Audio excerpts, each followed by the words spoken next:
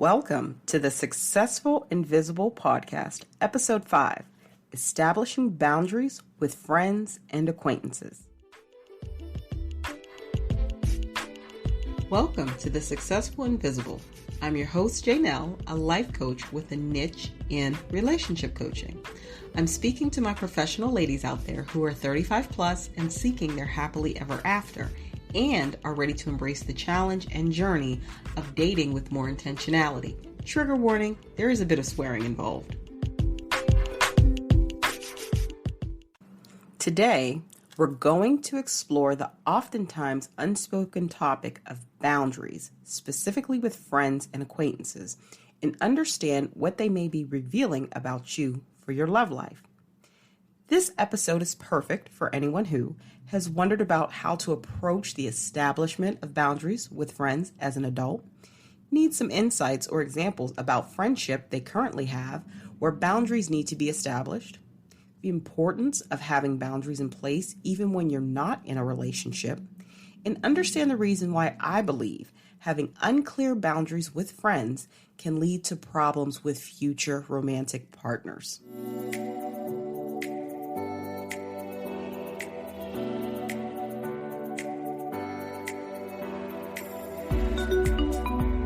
Hello. So today I want to talk about a huge thing. Actually, this is a two-part series. So for this first episode on this topic, we're going to talk about it from the perspective of friends and acquaintances. And that topic is establishing boundaries. We all know of the friend who always has something to say about our love life or our business. If this person is a close friend, they've been there for you through thick and thin and hard times when many other people haven't. Side note, if you're still in the place of your life where you're learning new things about your friends or really seeing who your true friends are, in my personal experience, as well as with working with clients, I notice this happens around the late 20s to mid 30s time of life. And this goes for both male and female clients, both men and women, because real life things are starting to happen. And I use that term lightly because you've likely been going through real life things overall. But this is the time where marriages, babies start to come into the picture if you have more traditional, friends who have more traditional ways in which they're living their lives, things of that nature. Really, this with clients from the late 20s to the mid 30s. Back to what I was saying. We all have this person, or we used to have this person in our life. Many times, it's one person that could be a close relative that's also a friend, let's say a cousin, or a friend that we've had a very long time. What I mean by this person always has something to say is when they notice or observe something in your life that they may not like, their words can oftentimes be reckless. Not saying that them bringing a situation to your attention is bad, because a lot of times the things they are bringing to your attention is something that you need to pay attention to, but it's the way they go about it. Their words are very reckless and can oftentimes leave you wounded. This is the person who often lacks tact or care for your feelings when they're commenting on something in your life. So I want to dedicate this episode to each of my listeners who has had this person in their life or currently has this person in your life. If you want to continue to have this person in your life, this is the episode for you, because it's all about establishing boundaries. Now, on the flip side, if you have made your assessment and you don't want this person in your life anymore, feel free, you're grown, you have free will to begin to strategically cut this person, eliminate this person out of your life, distancing yourself from this person. However, if you want to keep them in your life, listen up. The first thing is to look at what happens when you don't establish boundaries with people. When you don't establish boundaries, similar to not having a fence around your yard, you're inviting dogs to poop in your yard. That's just that. I feel your life is the same way. When you don't have appropriate boundaries with people in different capacities, and everyone's boundaries are not the same, please note that, you are potentially inviting people to be disrespectful of you in your space. The inspiration for today's episode is really reflecting back on some relationships I had in my 20s. I really want to talk about what happens when you don't set those boundaries with friends or so-called friends. And it ends up leaving you in a very emotionally fragile place. A friend I used to have in my 20s, we'll call her Erica, was one of those people who always had something to say. During that time in my life, I was going through a lot of different changes in terms of figuring out who I like to date, who I was in the world, not from my needs weren't being met. I was an educated professional at that time, had a good job supporting myself. So on paper, the whole nine, that was great. But it was more so figuring out the type of person I wanted to date, the type of mate I wanted. And to tell the truth, I was kind of all over the place, to admit it. Plus, I kept a lot of stuff to myself when it comes to my family. I love my family, but I personally have older parents who are very traditional. And there's a lot of things that I knew I couldn't bring to them and they would understand. Not so much that they would criticize me harshly or judge me, that probably too, but I knew that there were some things that just didn't jive with them, like they were not going to understand. But my friends, many of them knew what I was going through at this time, and some of the characters, and I'm clearly saying that these gentlemen were characters that I chose to date. I went to school in Miami, Florida, so I'm sure you can imagine some of the foolishness and shenanigans I entertained when it came to men I chose to date. Think of a stereotype, I probably dated a guy or several who fit that. One thing, I never was abused or mistreated in a physical, emotional, verbal way, but these gentlemen did not have the character of the type of man, hindsight is perfect sight, that I would want in a long-term relationship, to be honest. Now, the people who really loved me and are still my friends till this day gave me the truth, but they gave me the truth in love. They said, you know what? You're out here dating some real interesting characters, and I'm really not crazy about them for you. Even though at the time I didn't want to hear what they were saying, they stated their piece and they gave me space. They respected my decisions and they let me know that they were always there if I needed to talk or confide about something. They let me know they weren't crazy about the guys I was dating, and many of them gave me very specific reasons why. Looking back, their concerns were valid. And they had genuine concern about me. I had a few who were just like I said, hey, you know what? You're going through some stuff. You're living your life like it's golden right now. I'm just going to fall back, but I'm still here and I still love you. In hindsight, like I said, I respected that they weren't in agreement with some of the choices I was making and who I was dating, how it was impacting me, and how it wasn't the healthiest place for me energetically. As I said, there was no abuse involved. There were no drugs involved. Nothing like that. These guys were kind of, to give you an example, these were D-boys, men on the block, men in the import-export business, etc. Side note, that's really not something adults should do, period. Let's just all agree now that we're all too attractive and have too much potential to go to prison. So these are not the type of men we want to date at all. So at that time, I was really in this space of trying to figure out who I wanted to date, trying to figure out, because I'm an adaptable person in terms of I'm very comfortable having friends and acquaintances in all different types of lifestyles. So I was like, oh, I can do this. I can date this type of guy. But the reality was, yes, I can adapt for a limited time, but I really was not in alignment with those gentlemen's lifestyle choices, and they weren't in alignment with mine. If that's your lifestyle, that's one thing. But if you're truly trying to adapt to fit in to someone else's lifestyle because of who you're dating and who you choose to date, then you need to ask yourself what the hell is going on. I was dating some interesting characters, some guys who were just in messy situations, some men who were in silly situations. But at the end of the day, all of the guys were really nice to me. They had exciting personalities, what I will say I considered at the time in my early to mid 20s as exciting personalities. And I had exciting experiences with those guys. And I have to admit, hindsight, I learned a lot. Would I recommend doing it? No. But I did learn a lot from those guys. And I can look back and appreciate, first of all, always being protected. God does protect babies and fools, and I was not a baby. And having the real friends around me who gave me their truth in love, and gentlemen themselves, some of those interesting characters themselves, and some of the things I learned from them, and learned what I absolutely do not want in a relationship. I was in an energetically and emotionally vulnerable place because I was just dealing with so many energies at that time. That's why I was open to some of the bullshit I was open to, and I accept the lessons learned from those experiences. Back to Erica. She was that one friend, as I said, now former friend, who took every opportunity to bash me or who I was dating. I had to do some soul searching. I had to do some praying on it. I had to get some therapy around it of why I kept attracting what I was attracting and work through some of my own stuff. Thankfully, that was very helpful.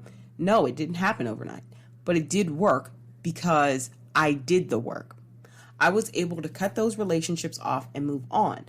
But also what came out of a lot of soul searching, self-work, and therapy was that I needed to cut toxic people out of my life in general. Erica was one of those people. I recall my therapist at the time saying, is she helping you? Is she giving you feedback that's actually useful? Or is it just criticisms and making you feel worse about yourself? I was like, honestly, it's just criticism making me feel worse about myself. So my first thought was, why do I have this person in my life who's calling themselves a friend who seems to be bringing the same amount of toxicity, if not more, than some of these characters that I'm entertaining? I was very aware I was entertaining some characters as men. I was under no delusion of that. Let's be clear there. And she's saying this under the guise of being a friend. Why is she in my life?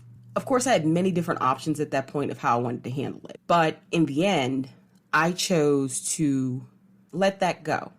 Of course, letting things go, letting people go is not easy. But before I chose to let it go, I actually was very clear that I wanted to establish boundaries after having that therapy session. One of the ways that you know that you have a person in your life that is very quick to bash you and you don't have appropriate boundaries in place with them is that if they do the same exact thing and you give them similar feedback, they'll flip out. Because Erica was one of those people. She was dating a lot of men who were users, but I never came at her, well, you should or shouldn't do this. I spoke in love about what I observed about her. Ended it with respecting her choices either way, but she was very defensive. So when it came to a point of me stating my piece about some of her decisions, and I used those opportunities because I wasn't clear on how to establish boundaries at that time with friends that I had, I used those as an opportunity to establish them with her to say, hey, you don't like when I talk this way about your choices. I don't like it when you talk this way about my choices in the very same way. There was a little drama involved after that, but at the end, I just came out and said, look, I think it would be best for us to end this relationship because I don't like the way we interact. And I'm not here to be your emotional punching bag because you're not ready to confront your stuff. I wish you well. I wish you the best in life. Once it came to that point when I was ready to end that relationship with Erica, there was a little, like I said, a little drama afterwards, but nothing that was permanent and nothing that made me want to re-enter a friendship with her. Lesson learned was because I hadn't established boundaries, the first time that she really spoke to me in a very out of turn, disrespectful manner about a situation, it progressively got worse. And that is honestly human nature, I feel. I'm not a psychologist or sociologist, but this is just my opinion. Humans are always pushing boundaries. That's boundaries with one another. That's boundaries of what the human body could do, etc. People are always pushing boundaries. So if you never establish boundaries or you have very weak boundaries, it's very easy for someone to go and be very audacious about the way they talk to you or about a situation going on in your life. This took a toll on me emotionally and energetically, and I was in denial about it for a while. But at the end of the day, I'm very happy about what I learned from that experience and how it empowered me to establish healthy, fruitful friendships going forward with boundaries in place up front. So in the next segment, we're going to go into some coaching questions similar to what I would ask during a coaching session that you can ask yourself about establishing boundaries with your friends and acquaintances.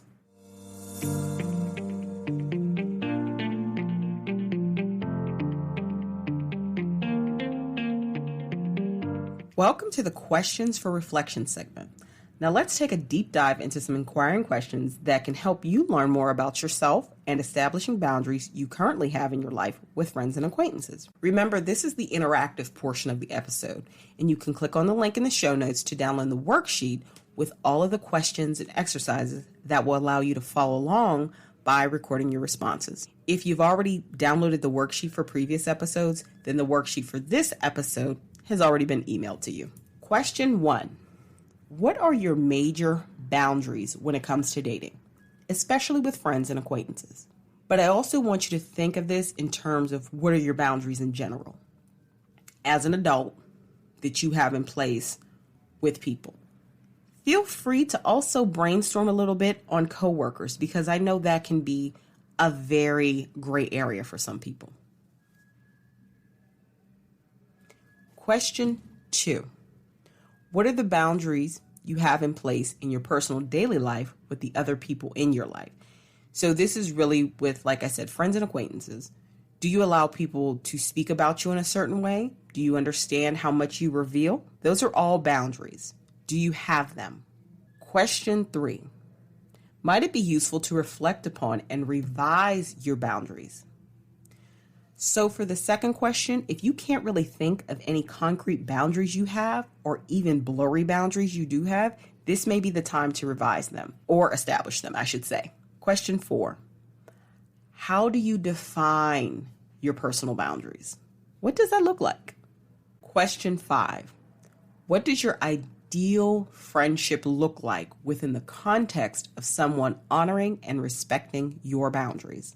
Understand that boundaries are necessary, whether you're in a relationship or not. They need to be erected and firmly in place. Now, they can be revised. You can move the fence post if you so choose, but know that that should be solely your decision based upon your critical thinking about an item. That shouldn't be because of pressure from another person. That should also be something that you don't take lightly when you do decide to revise your boundaries or move a fence post. In the next segment, I want to share my thoughts, my personal thoughts on establishing boundaries.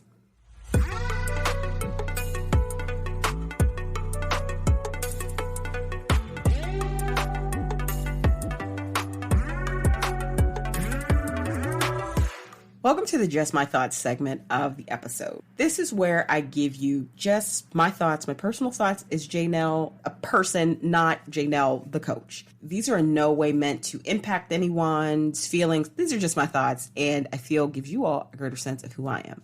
So the other day, I was watching a YouTube video of a gentleman that I follow on social media who has a podcast, and it is a dating and relationship podcast. And he had a celebrity guest on who is, to my understanding, single and actively dating. They were talking about different things that this celebrity was working on, blah, blah, blah. And it got to the point of the episode where he was asking this celebrity about his relationships and like what he looks for in a woman when he's dating, etc. And one thing that this guest said, the celebrity guest said, was how he acts differently and the types of hugs he gives female friends based upon whether he's in a relationship or not. Immediately, I thought, oh boy, this guy is setting every woman he dates up to be absolutely hated by his female friends because he doesn't have appropriate boundaries in place. Let me explain. This is how I see it. Number 1, this celebrity guest to me is sending mixed signals to female friends. That's a no-no. We are grown in these streets. And yes, this gentleman is in his late 40s. He is grown. He is not a child. Number 2, why I feel that him approaching his female friends differently when he's in a relationship versus when he's not in a relationship is this. Every time he's not in a relationship, he is giving his female friends these warm, loving hugs, okay? When he's in a relationship, he's giving he called them church hugs. I thought it was funny. If you're a person who's ever attended church in your life, you understand how it is to interact with other people in your congregation and give church hugs. They're very sterile. They're very formal. Not a lot of emotion shown or expressed, which is appropriate for that environment. What I'm thinking, I was trying to put myself in the shoes of his female friend. If I'm a woman who has a friendship with a guy who acted in this way, first of all, I'm fairly emotionally intelligent and I would cut that right there. I wouldn't allow him to give me hugs that made me uncomfortable and sent me mixed signals.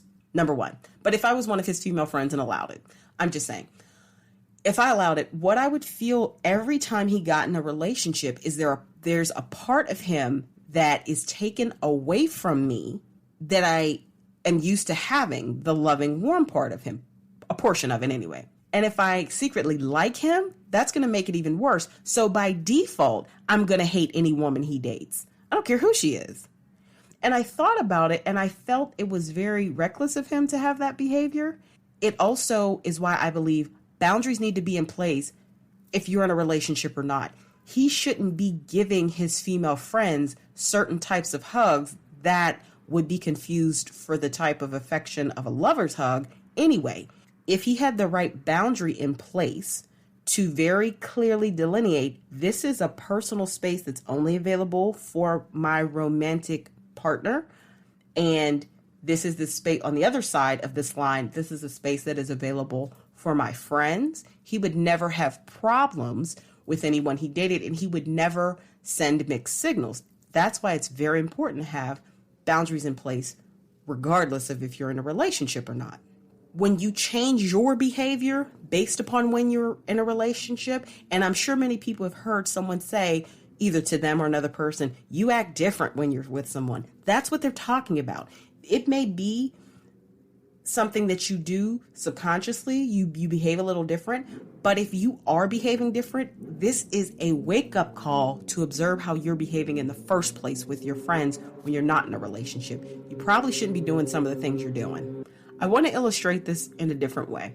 Imagine that you decided that you want a horse and you say, hey, I'm thinking about buying a horse. You talk to your friends that you know are equestrians. They give you all these ideas of places to stable your horse, right? So while you're in the process of purchasing your horse, I know that's something that doesn't happen in a day. It's a process. So before the horse actually physically gets to you, you're in the process of purchasing it, you're doing your research on stables. And you go around to a few stables that your friends recommend, etc. And you find this one stable. It's not too far from your home. You meet the people who own it and you really like their vibe. They tell you how they've been successful horse breeders and they've stabled horses for over 20 years and all their experience, etc. And then they take you on a tour of their lands. And as you look out at the different parts of their property, one of the first things you're going to look for is the stable, and you don't see it. And you ask them, hey, where's the stable? Well, we just opened, and they give you all these excuses. We just opened, it hasn't been erected yet, all these things. Would you necessarily think that's the best place to put your horse, to stable your horse? No, because even though these folks don't have horses yet, the structure isn't there for you to believe that they can do the job. I feel it's the same way with when you're not in a relationship. Just because you're not in a relationship doesn't mean you don't need to have boundaries, aka the appropriate structure in place with friends and acquaintances. There should be certain parts of you, certain access to you that is only for your romantic love interests, period. And if those boundaries are always in place, guess what happens when you're in a relationship? That person doesn't have some invisible fight on their hands and they're walking into a relationship where all of the guy's friends, in the example of the celebrity, all the guy's friends already hate her and she doesn't even know why. She's done nothing to him. That's because he didn't have boundaries in place. So just like this analogy of having the structure in place, whether you're in a relationship or not, or whether this couple had horses or not, you would expect to see the structure there on their land, period. I think it's a matter of reflecting on your own relationships and see where you have structures in place or don't. I hope this episode really helped you and really made you think. I know it was something that I struggled with for many years, and until I figured out and had more self-awareness around what I was allowing, was not able to make the right changes and put the right structure and boundaries in place. And last little tip here, humans like consistency. So when you have boundaries in place, whether you're in a relationship or not, people respond really well to that consistency. You consistently having a boundary in place will prevent a lot of confusion and a lot of immature behavior and a lot of mixed signals. So those are just my thoughts. Thank you for taking the time to join me today on this episode of The Successful Invisible. I'm your host, Janelle, and I hope you gained meaningful insights from today's episode. If you're ready to dive deeper on your own personal journey when it comes to dating and relationships, book a discovery call through the link in the show notes so we can work together one-on-one. I look forward to you joining me again on next week's episode. Until then, I'm your host, Janelle, signing off for now.